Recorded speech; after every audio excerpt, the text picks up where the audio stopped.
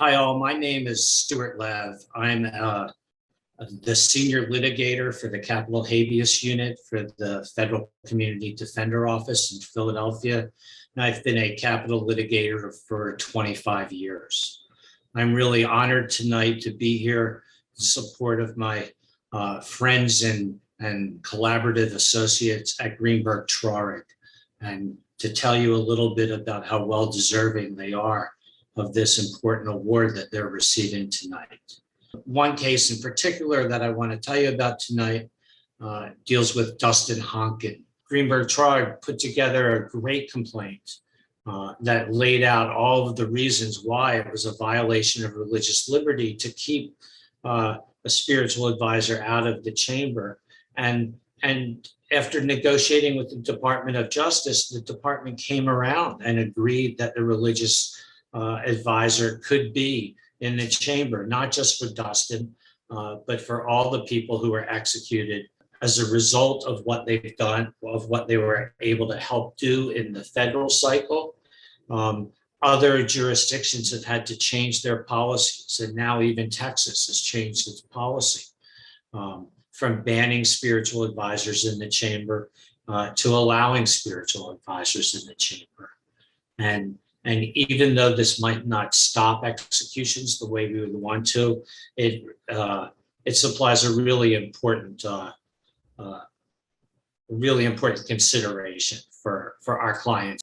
Just have really loved working with Greenberg Traurig. Their attorneys are incredibly collaborative, incredibly respectful of the work that that our team at the Federal Defender had done over the years. They work collaboratively with us in a really great way, and they're really deserving of the award they're getting tonight. I'm Caroline Heller. I am a litigation shareholder in Greenberg Traurig's New York office. I'm chair of Greenberg Traurig's Global Pro Bono Program, and I'm the Pro Bono Coordinator for the New York office. Greenberg Traurig's Pro Bono Program is built on fighting social, racial, and economic injustice. And death penalty work so often falls into one or more of those categories.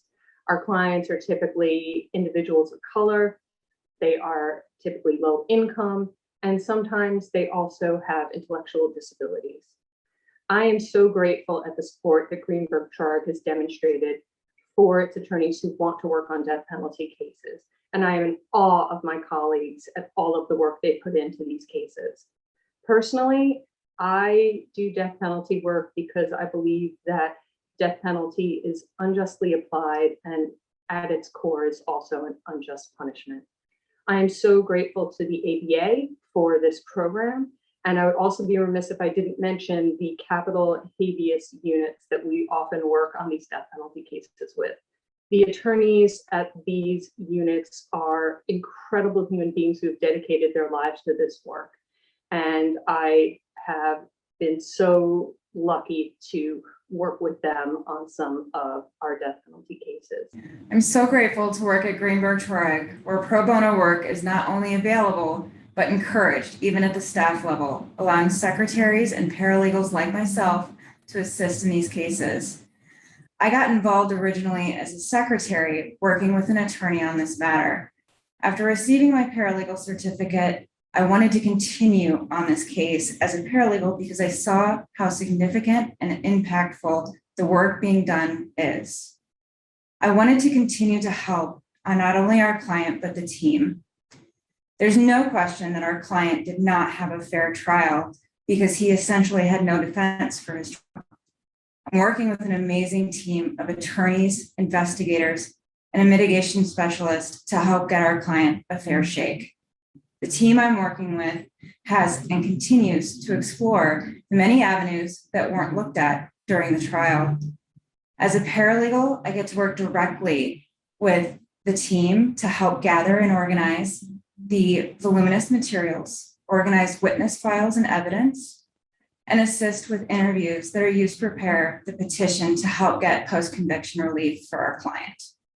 The secretaries and paralegals that help on this case are so important in keeping the materials organized so that they can easily be accessible when needed by the entire team. It's incredible to see and be a part of such a dedicated team, and the appreciation and gratitude from the client is truly special. I started working in law school on capital appeals as part of Berkeley Law's death penalty clinic.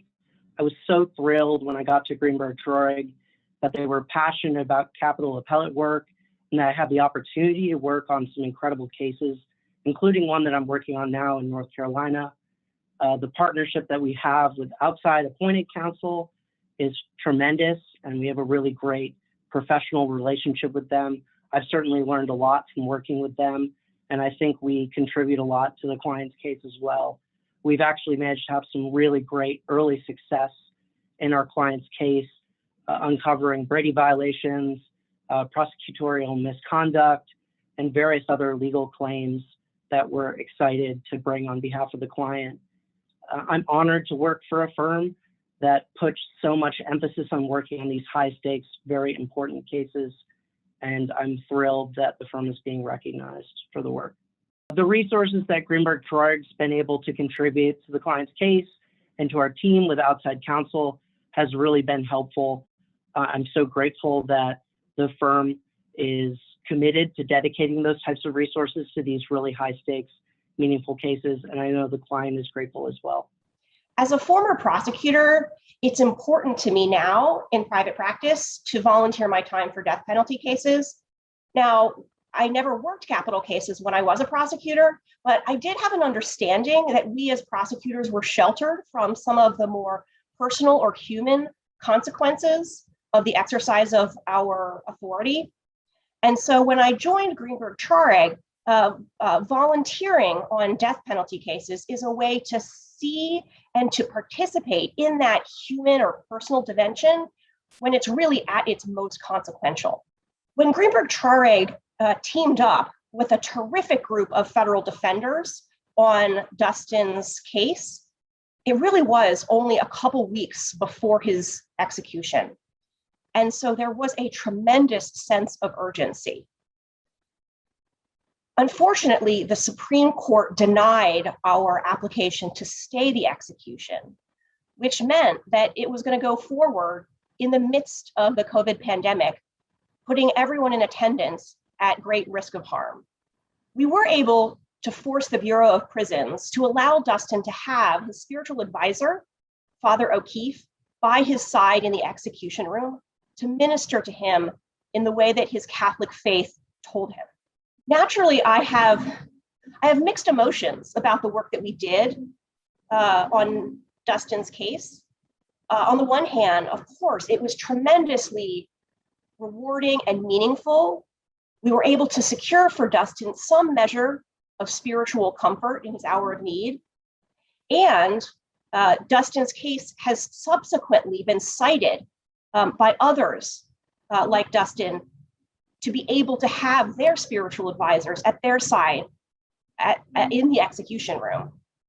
But of course, on the other hand, Dustin isn't here with us today, and that is a hard reality to grapple with. I just have to keep telling myself that's a reason to keep going, not to give up.